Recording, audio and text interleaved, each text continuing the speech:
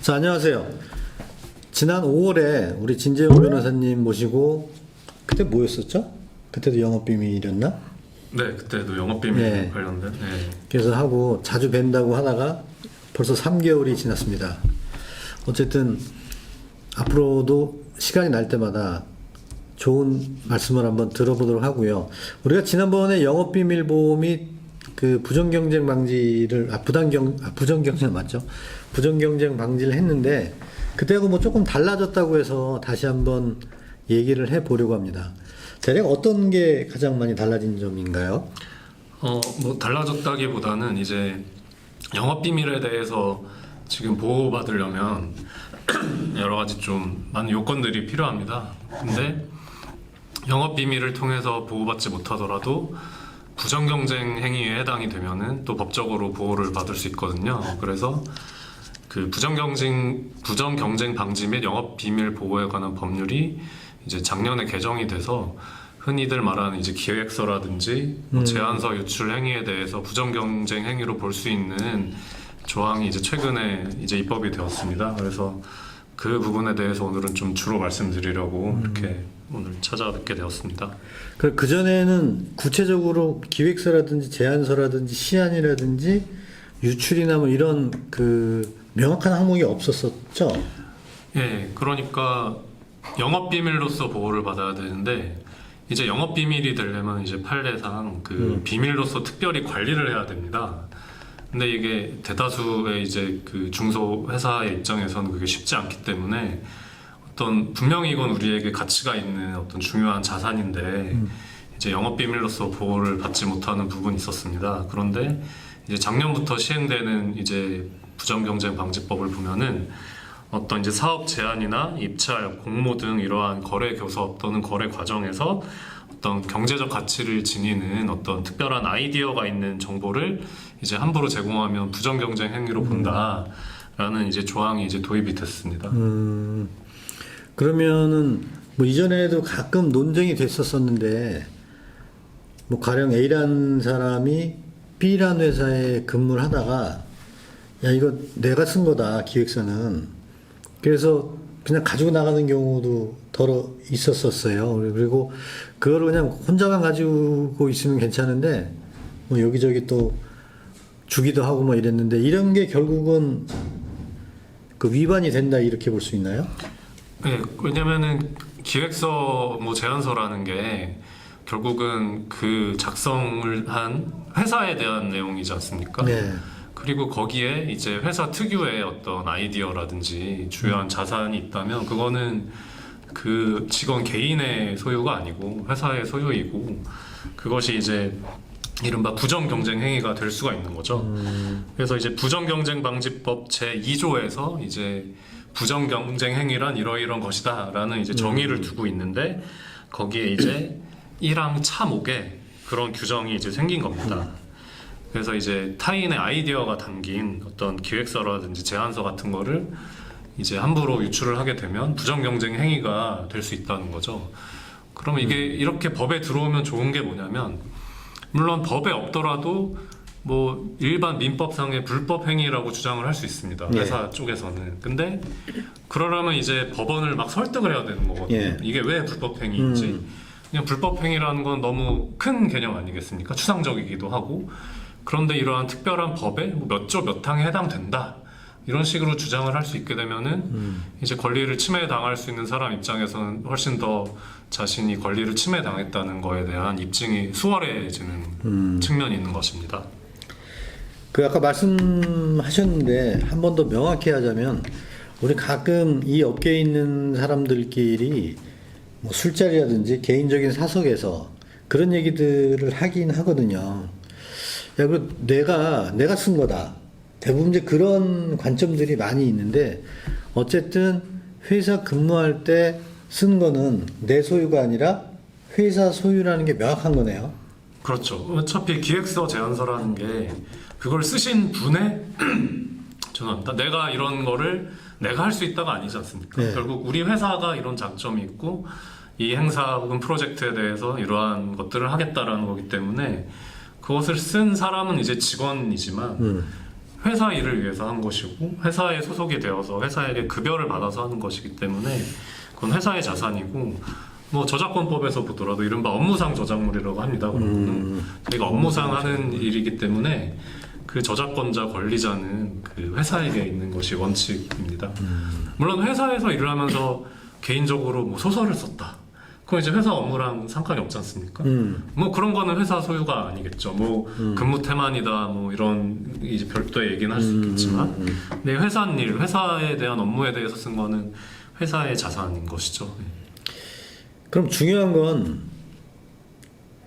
이걸 만약에 위반했을 때 어떤 처벌을 받는다거나 아니면 회사 입장에서 이걸 어떤 식으로 조치를 할 수 있는 거죠?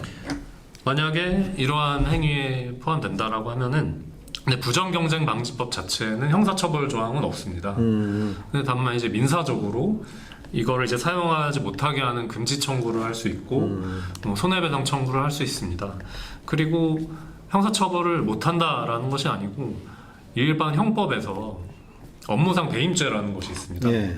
배임이라는 거는 누군가에게 일을 맡겼는데 배신 행위를 한 것이거든요. 그러니까 회사 입장에선 직원에게 회사의 어떤 자산을 보호하고 회사의 자산을 유출하지 말도록 하는 어떤 근로계약상 어떤 의무를 준 것인데 그거를 이제 위반한 것입니다. 그리고 이런 경우도 있습니다. 회사 다니는 직원이 유출한 거는 이제 배임죄라는 게 뭐 상식상 명확해 보이는데 퇴사를 한 경우는 이제 근로계약 관계가 끊어지는 거 아니겠습니까? 그럴 경우에도 판례가 반환하지 않을 경우에 반환하지 않고 뭐 다른 회사든 본인이 창업을 해서 그 기존 회사의 자산을 함부로 사용하면 배임죄로 볼 수 있다는 판례가 있습니다. 그래서 다시 한번 정리해서 말씀드리면 부정경쟁방지법상의 어떤 특별한 처벌 조항이 도입된 건 아니지만 일반 형사 처벌 대상일 수 있다는 겁니다. 근데 제가 볼 때는 일반적으로 이 업에 있는 사람을 봤을 때 기획서, 제안서 갖고 나갔다고 혹은 다른 행위를 했다고 그래서 고소를 한다거나 이런 경우는 아마 많지는 않을 것 같고요. 근데 역으로 이렇게 보면 또 이런 관점이 있을 수도 있을 것 같아요. 이게 법으로 어쨌든 부정경쟁이라든지 영업비밀 보호에 의해서 제안서나 기획서, 시안 등이 보호가 된다는 건 거꾸로 보면 또 이 업계 입장에서는 좋을 수도 있는 거네요, 이게. 네. 뭐 그리고 그 모든 게 다 보호된다는 건 또 아니고요. 이제 해당 조항을 보면은 거기 속해 있는 아이디어를 보호한다는 겁니다. 결국은. 근데 그 아이디어가 이미 상대방이 알고 있는 것이거나 예. 혹은 업계에서 뭐 널리 알려져 있는 것이면 보호를 하지 않는 거거든요. 그렇기 때문에 사실 법도 이제 입법을 할 때 여러 가지 고민을 하기 때문에 뭐 기획서, 제안서를 유출하면 무조건 부정경쟁 행위다 이건 또 아니고요. 그렇기 때문에 회사 입장에서는 이제 중요한 정보가 들어가 있다는 거를 잘 나중에 입증할 필요가 있을 것이고 그런 거를 떠나서 이런 조항이 들어왔다는 것 자체로 이제 회사 입장에서는 좀 든든하다고 해야 될까요? 이게 언젠가도 한번 얘기한 것 같은데 어떤 회사에 근무하는 사람이 퇴사를 하면서 그 제안서를 자기가 다 백업을 해서 가지고 갔어요. 근데 문제는 회사에 있는 그 컴퓨터 하드웨어를 다 포맷을 해버렸어요. 그래서 굉장히 곤란했던 적이 있었는데 뭐 그렇게 극단적인 것만 아니면 사실 이게 법의 다툼으로 가기는 조금 애매할 수도 있을 것 같습니다, 사실. 네. 그래서 사실은 직원이 가져갔느냐 안 가져갔느냐를 일일이 체크하기는 또 쉽지가 않고요. 결국은 뭔가 의심스러운 상황이 생겼을 때 뭐 법적 조치를 고민하게 되는데요. 뭐 아까 말씀하신 대로 다 백업을 했다. 그거는 사실 가져가는 문제를 떠나서 기존 회사의 업무에 문제가 생기는 거지 않습니까? 그래서 그거는 별개로 어떤 민형사적인 문제가 될 수 있을 것 같습니다. 회사 자산 자체를 훼손시켜 놓은 거기 때문에요. 옛말에 과유불급이라고 적당한 선만 지키면은 서로 간에 이런 문제가 없을 것 같고요. 다만 앞서 말씀드렸듯이 이게 법으로 보호받는다는 것은 거꾸로 보면은 이 업에서 가장 중요한 자산인 기획서가 그래도 어느 정도 보호받는 차원에 있어서는 굉장히 긍정적인 것이라고 볼 수가 있는 것 같아요. 네, 맞습니다. 네. 여튼 오늘은 그 부정경쟁 방지 및 영업비밀 보호에 조금 바뀐 사항을 한번 알아봤고요.